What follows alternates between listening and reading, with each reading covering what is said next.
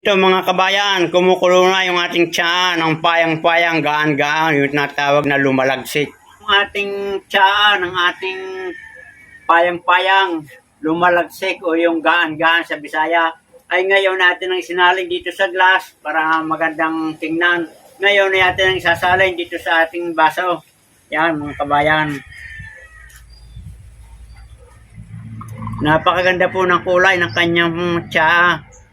At talagang mapula-pula. Yung mga bata at hindi o kaya kung kayo naman ay hindi sanay uminom nito, pwede nating haluan ng honey. Yan ang po option na lang. Kung meron, kung wala naman, ay ito naman ang lasa ay normal lang para uminom tayo ng tubig. Ito mga kabayan. Ito ay akin ang inumin.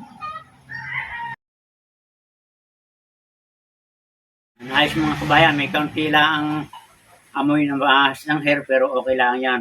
Mga kabayan, napakahusay po nito sa ating iba't ibang uri ng ating mga karamdaman. Ganyan lang mga kabayan, ang pamamaraan ng paggawa natin ng tsaa, ating pakukuluan ng 10 hanggang 15 minuto.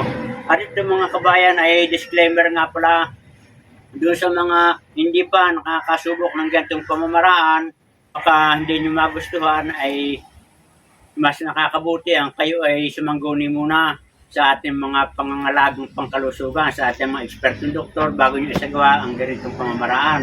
Ay ako naman po mga kabayan ay sanay na hanggang sa ako'y lumaki na at tumanda na ng ganito sa pag-inom ng ganitong mga halamang gamot at natutuhan ko sa aking mga magulang.